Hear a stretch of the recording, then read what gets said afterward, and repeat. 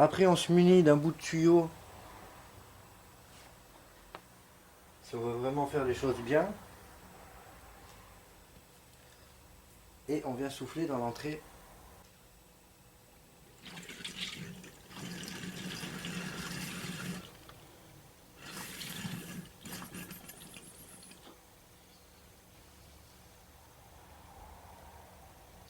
Voilà, donc je vais commencer à débrancher mon ventirad, le radiateur.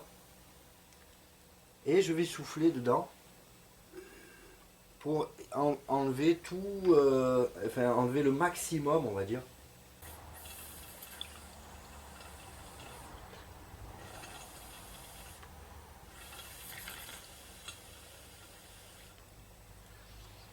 Un maximum qui puisse rester dans tous les water blocks. Donc je souffle, je souffle, je souffle. Hein. Là, je vais redonner un petit coup d'électricité pour voir. Et je sens que la pompe tourne dans le vide, donc c'est plus la peine.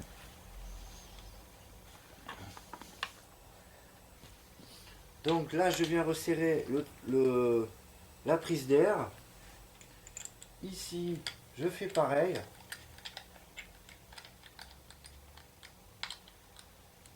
Voilà. Et donc on peut voir que j'ai récupéré déjà pas mal. Pas mal dans la bouteille. Donc je ferme mon arrivée, hein, voilà. J'égoutte un petit peu ce qui tombe, je mets un sopalin en dessous au cas où. Et du coup j'ai réussi à récupérer, on va dire, les 3/4 quoi, d'un litre. Voilà, c'est marqué 1 litre, hein, donc les bons 3/4. Après le reste, bon ben, c'est dans la pompe, vu que j'ai une grosse pompe de capacité en 1 litre. Le truc c'est que voilà, après il va falloir que je tourne un peu le proto. Je sais pas si on voit bien. Mais la pompe là où on voit, elle est encore un peu dans l'eau, et de l'autre dans le réservoir à côté, il y a encore pas mal du liquide. Donc c'est le reste, un petit peu ce qui reste dans les tuyaux, et puis un petit peu dans les water blocks, et voilà, le gros il est fait. Donc maintenant on va commencer à enlever les éléments qui risquent d'avoir un peu plus d'eau. Donc pour ça, putain, il faut que je monte la caméra. Je vais essayer d'aller en douceur. Hop là!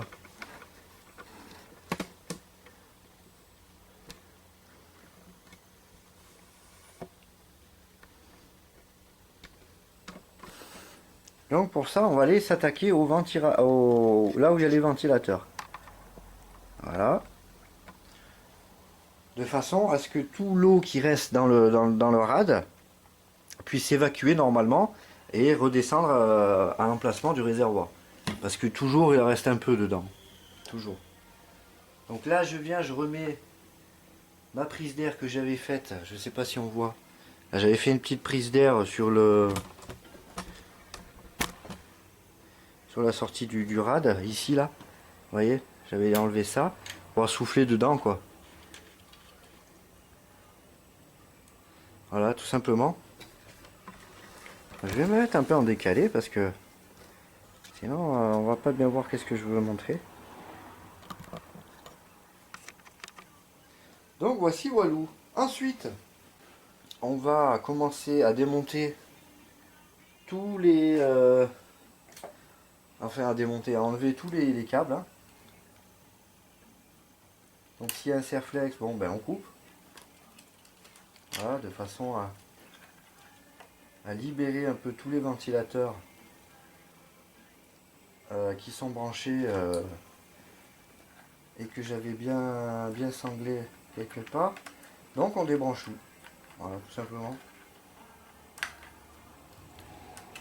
De façon à laisser les câbles libres.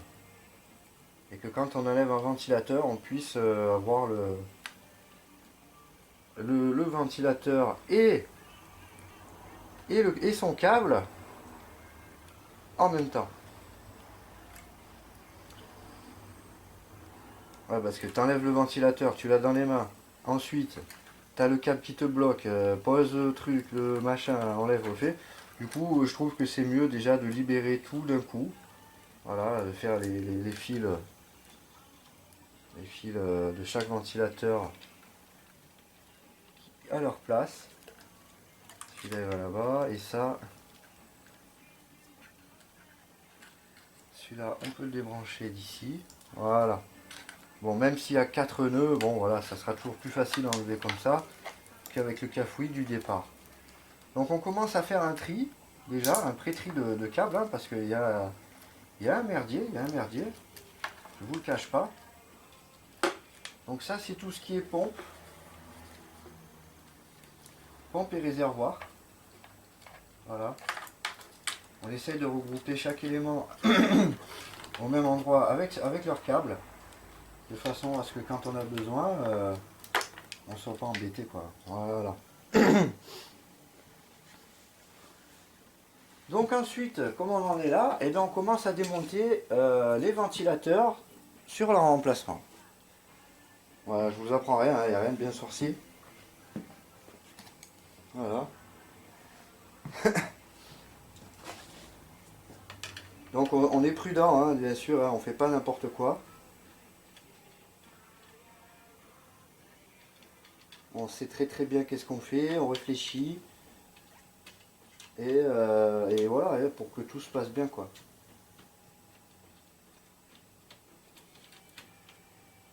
On se munit d'un petit carton, là où on va mettre tous les ventilateurs, avec leurs vis et leurs câbles, hein, bien sûr. On va pas couper les câbles, bien entendu. Voilà, on vérifie que les vis ne sont plus pas collées au ventirad. On prend le ventilateur.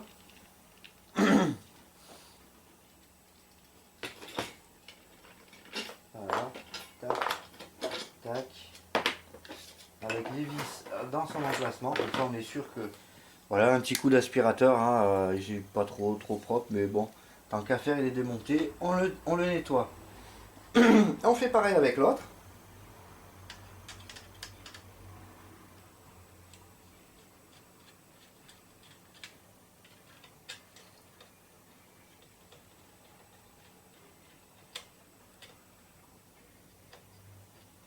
Voilà, tranquillement, hein.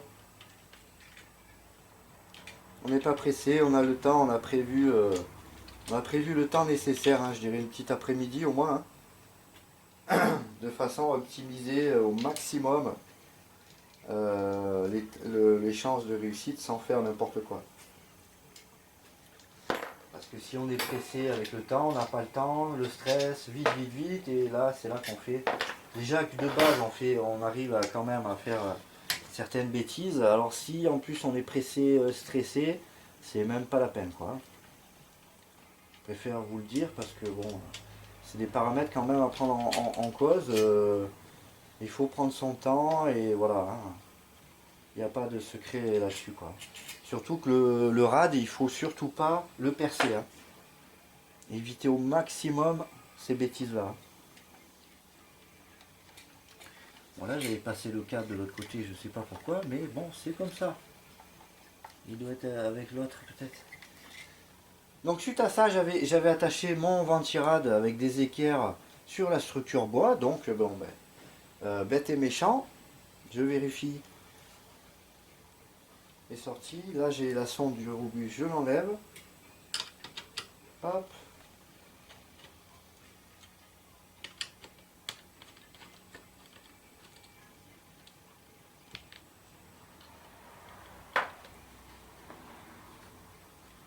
Voici, voilou.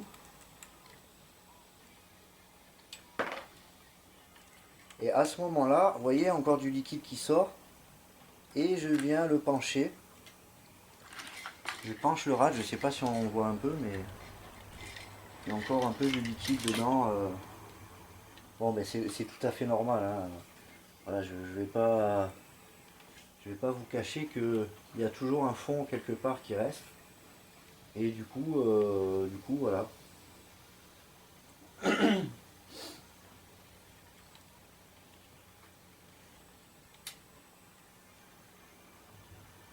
Donc je viens ici, je viens faire une prise d'air.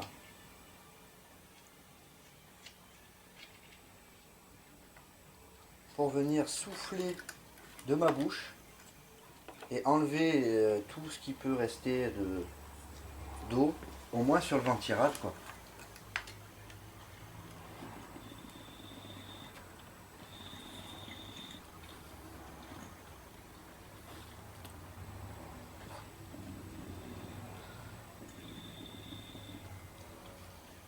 Voilà, donc on peut voir que ma durite, elle est vide. Elle se remplit. Elle se remplit assez vite, hein, la coquine.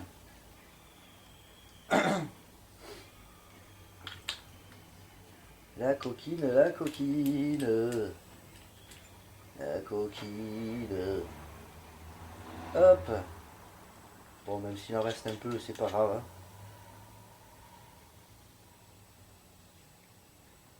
Hop. On retourne vite. Et le reste, il va filer. Une fois qu'on aura enlevé les ventilateurs, et vous voyez, même en prenant des précautions, voilà, c'est toujours emmerdé par un câble. Donc des fois, même en prenant nos précautions, on n'est pas à l'abri de... Je sais pas comment ça se fait qu'il s'est retrouvé là. Bon, c'est pas grave. Donc radiateur enlevé. Donc voilà, hop, on vient, on enlève les 4 vis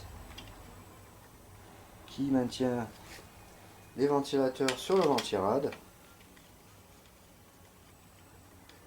Voilà. Tout simplement, hein. Tac. Moi j'avais mis que 2 parce que voilà. Comme il y en a 6, il n'y a pas besoin qu'ils tournent à 200%, à 100% tous, hein.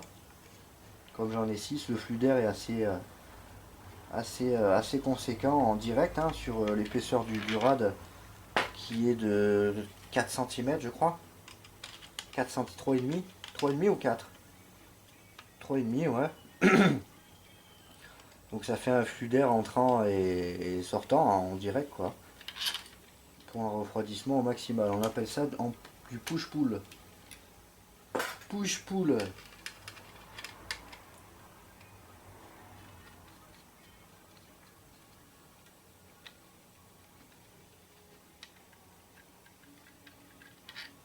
Voilà.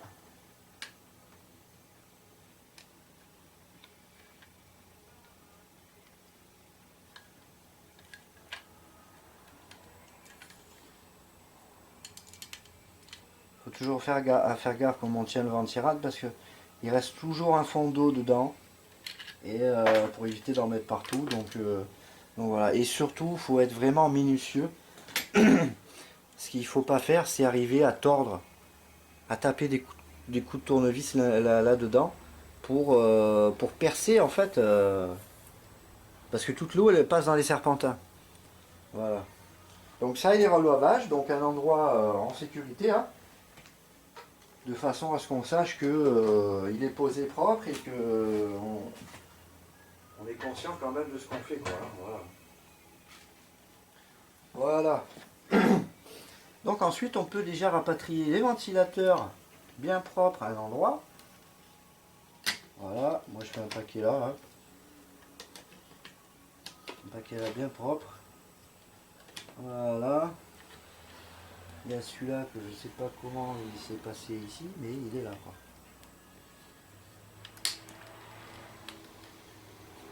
Le monsieur, il est là pour m'embêter.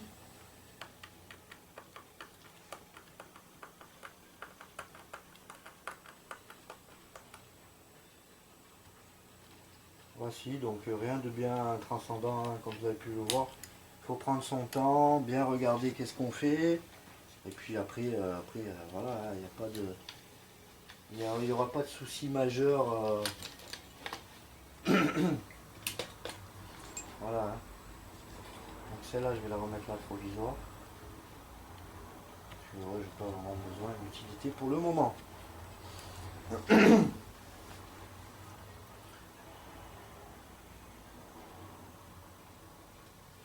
Donc ensuite, je pense que le courant, j'en ai plus besoin. Donc je peux enlever tout ça. Je peux débrancher mes câbles Molex que j'ai mis préalablement en bas. ça va être les câbles, l'alimentation et la deuxième pompe. Voilà. Voilà. On va mettre ça à part. Hop, on va débrancher le câble audio. Voilà, ça c'est bon, ça c'est bon. Alors moi j'avais pris une alimentation.